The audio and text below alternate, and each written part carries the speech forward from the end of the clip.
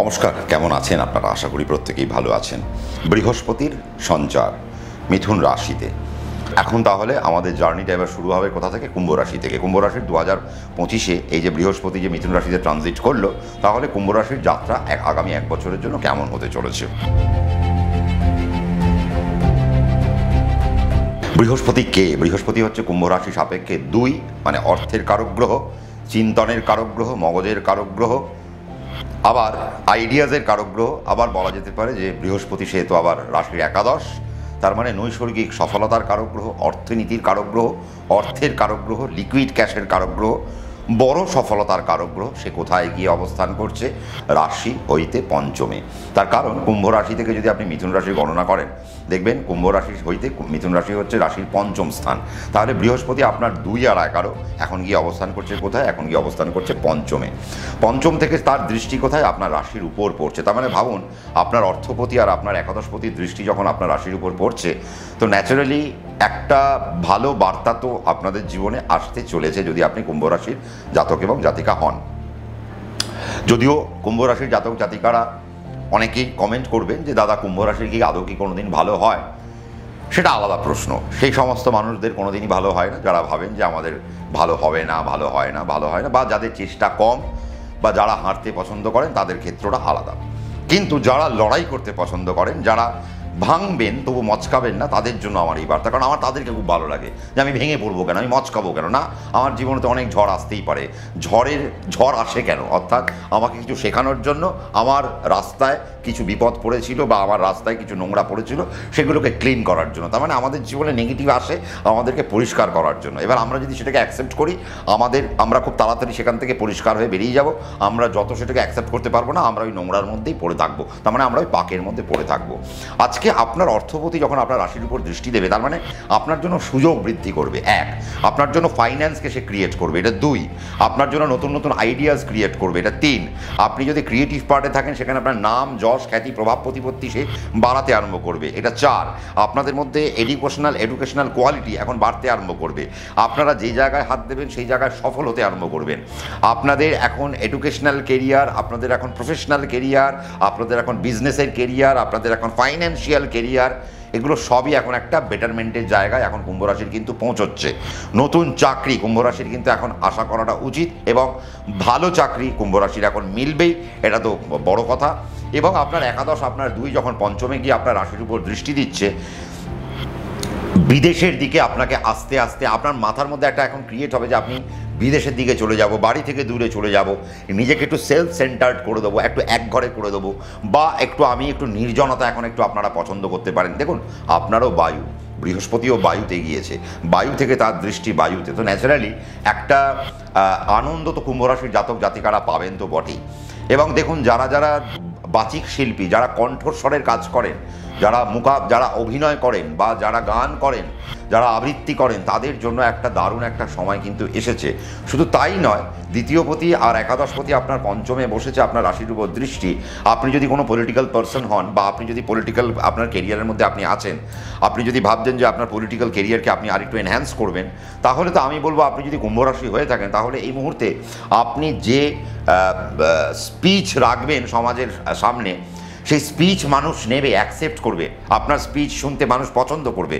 তো আপনি যদি কুম্ভ রাশির জাতক জাতিকা হয়ে থাকেন, তাহলে আপনাদের এই কিছু প্যারামিটার বাড়তে চলেছে, নতুন যোগ্যতা আপনারা পাবেন। এতদিন যারা আপনাদেরকে তুচ্ছ তাচ্ছিল্য করতো, তারা এবার আপনাদেরকে পিঠটা চাপড়াবে, এবং আপনার জীবনে কিছু শান্তি আসবে, আপনার জীবনে নতুন কোনো ডাইমেনশন খুলতে চলেছে। তার মানে কুম্ভ রাশির কিন্তু একটা দারুণ একটা সময় এসে দাঁড়ালো।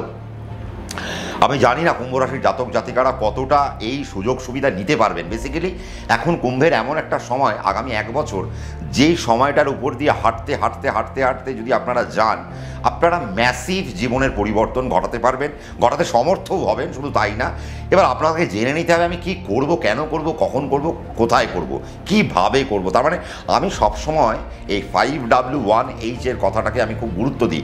তার কারণ আমাদের মাস্টারমশাইরা বলেছিল এই 5W1H হচ্ছে জীবনের আলটিমেট জায়গা, যেখান থেকে আমরা সব উত্তরগুলো আমরা খুঁজে পাবো। তার মানে আমরা যদি এখন এই 5W1Hকে যদি এখন আমরা আমাদের জীবনে যদি এখন প্রতিষ্ঠা করতে পারি, তাহলে আমরা কিন্তু সুন্দর একটা জার্নি হাঁটবো। তার মানে এখন আপনারা চাইলেই আপনারা এখন প্রতিষ্ঠার জায়গাকে নিতে পারেন, কিন্তু কখন নেবেন, কিভাবে নেবেন, সেটা তো প্রশ্ন। তার কারণ বৃহস্পতি কটা নক্ষত্র দিয়ে পাস করবে? মৃগশিরা, আদ্রা, পুনর্বসু। মঙ্গলের নক্ষত্র, রাহুর নক্ষত্র, আর হচ্ছে গিয়ে বৃহস্পতির নক্ষত্র। আপনার কোন রাশি? কুম্ভ রাশি। আপনার রাশিতে কোন কোন নক্ষত্র রয়েছে? ধনিষ্ঠা নক্ষত্র, শতভিষা নক্ষত্র, আর হচ্ছে পূর্ব ভাদ্রপদ নক্ষত্র। তার মানে এখানে আমরা কি পেলাম? মঙ্গলের নক্ষত্র, রাহুর নক্ষত্র, বৃহস্পতির নক্ষত্র। ও তার মানে মিথুনেও যা, এখানেও তাই। তার মানে একই নক্ষত্রের উপর দিয়ে বৃহস্পতি পাস করতে যাচ্ছে। তাহলে আপনার যদি মঙ্গলের নক্ষত্র হয়, আমি তো আগেই বলেছি যে মঙ্গলের নক্ষত্রের জন্য জার্নিটা এখন অনেক সুন্দর, এবং মঙ্গলের নক্ষত্র চাইলেই এখন একটা সুন্দর জায়গা পেতে পারেন। তার কারণ মঙ্গলের নক্ষত্র এখন কী হবে? বৃহস্পতি কোথা দিয়ে যাবে? মঙ্গল, রাহু, বৃহস্পতি। তার মানে আপনার জন্ম, সম্পদ, বিপদ। তার মানে লাস্ট যে 3 থেকে 4 মাস, অর্থাৎ আমরা ধরে নিলাম 2026-এর যে জানুয়ারি মাস পড়ে যাবে, জানুয়ারি থেকে আপনাদের সমস্যাগুলো আসতে চলবে। যাদের ধনিষ্ঠা কমবে, তাহলে জানুয়ারি মাস থেকে আপনাদের সমস্যা শুরু হবে। যারা ধনিষ্ঠা নক্ষত্র, কুম্ভ রাশির ধনিষ্ঠা নক্ষত্র, তাদের জানুয়ারি মাস থেকে সমস্যা শুরু হবে। এবং এই সময়ে যদি আপনাদের উচ্চ মাধ্যমিক বা ওই নিট, জয়েন্ট, ক্ল্যাট ইত্যাদি যদি থাকে, তাহলে সেই সময় এই পড়াশোনাগুলো বা এই পরীক্ষাগুলো খারাপ হতে পারে, বা ওই জানুয়ারি মাসের পর থেকে আপনাদের ফিনান্সিয়াল ডেভেলপমেন্ট নষ্ট হতে পারে, নতুন সুযোগ নষ্ট হতে পারে, প্রমোশন নিলে সেখানে আপনারা প্রবলেমে পড়তে পারেন। তারপরের যে প্রতিষ্ঠা, সেখানে ধনিষ্ঠা নক্ষত্রের জন্য একটা সমস্যা হতে পারে। তার মানে ধনিষ্ঠা নক্ষত্রের প্ল্যান করতে হবে 2025-এর ডিসেম্বর পর্যন্ত যতটা প্রোগ্রেসকে বাড়িয়ে নেওয়া যায়। তারপরে আমাকে আবার জানুয়ারি থেকে পজ দিতে হবে। যদি আমি ধনিষ্ঠা হই কোথাকার? আমি যদি ধনিষ্ঠা হই কুম্ভ রাশি। এবার আমরা কোথায় আসবো? এবার আমরা আসবো শতভিষা নক্ষত্র। তার মানে রাহুর নক্ষত্রের যদি আপনি জাতক বা জাতিকা হন, তাহলে রাহু, বৃহস্পতি, তার মানে রাহু আর বৃহস্পতি, কারণ মঙ্গল তো পরে আসছে। তার মানে রাহুর নক্ষত্রের ক্ষেত্রে মঙ্গলের নক্ষত্র কিন্তু অতিমিত্র, জন্ম, তারপরে সম্পদ। ভাবুন প্রেক্ষাপটটা কি! উফ, আমার যদি এই মুহূর্তে রাহুর নক্ষত্র হতো, বিশ্বাস করুন আমার বাড়ির সামনে 4টে BMW, 4টে মার্সিডিজ দাঁড় করানোর মতো আমি একটা জায়গা করতাম কর্মের মাধ্যমে। তার কারণ এখন আমার কর্মের ডেভেলপমেন্টের সময়। তার মানে আমার অতিমিত্রে বৃহস্পতি থাকবে। তার মানে ভাবুন সে আমাকে সুযোগ দিতে থাকবে। অতিমিত্র না, বেশি যে আমার অতিরিক্ত ফ্রেন্ড, যে আমার অতিরিক্ত, যে আমার মিত্র, যে আমাকে অতিরিক্ত ভালোবাসে। তার মানে যে আমাকে অতিরিক্ত কিছু প্রদান করতে পারে। তার মানে এখন বৃহস্পতি যতক্ষণ পর্যন্ত আপনার অতিমিত্রকে কানেক্ট করে থাকবে, সে আপনাকে বেশি বেশি কিছু দিতে যাবে। তার মানে রাহুর নক্ষত্রের জন্য প্যারামিটার দারুণ। এবার আমি বলবো রাহুর নক্ষত্র যদি দিনের শেষে গিয়ে খারাপ পাচ্ছেন, তাহলে কোথাও না কোথাও আপনার দোষ না, আপনার রাহুরও দোষ না, আপনার বৃহস্পতিরও দোষ না। দোষটা হতে পারে আপনার দশা, অন্তর্দশা, প্রত্যন্তদশা, প্রাণদশা, সূক্ষ্মদশার। দেখে নেবেন যে আপনার দশা অন্তর্দশা ঠিক আছে কিনা। যদি ঠিক না থাকে, তাহলে হয়তো বৃহস্পতি যে ডেভেলপমেন্টগুলো দিতে এসেছিল, সেখানে আপনারা হয়তো কিছু কিছু জায়গায় আপনারা হয়তো খারাপ পাচ্ছেন। এবার যদি আপনার বৃহস্পতির নক্ষত্র হয়, তাহলে আপনার বৃহস্পতির নক্ষত্র, তার মানে বৃহস্পতি কোথায় দিয়ে যাবে? তার মানে বৃহস্পতি মঙ্গলের নক্ষত্র, রাহুর নক্ষত্র, তারপরে বৃহস্পতির নক্ষত্র। তার মানে মিত্র, অতিমিত্র, আবার জন্মে চলে আসছে।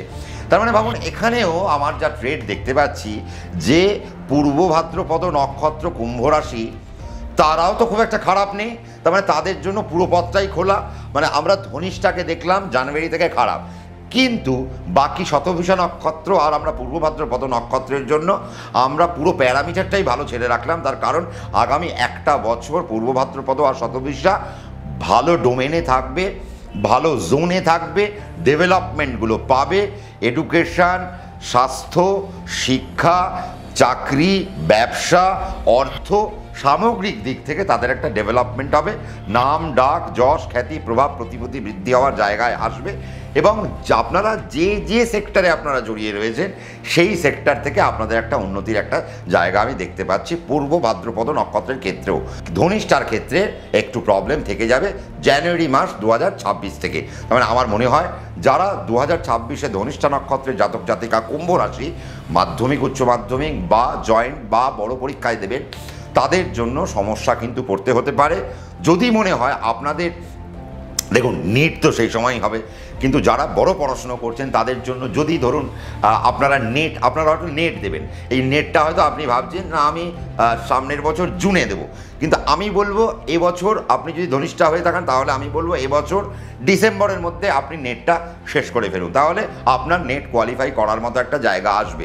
সামনের বছর যদি আপনি জুনে করেন তাহলে নেটটা কোয়ালিফাই নাও হতে পারে। তো আমি বলবো প্ল্যানিংটা ধনিষ্ঠা নক্ষত্রের ডিসেম্বরের মধ্যে করে রাখা দরকার, তাহলে বেনিফিটেড পোর্শনে আপনারা থাকবেন, ভালো জোনে থাকবেন, আপনারা খুশিতে থাকবেন।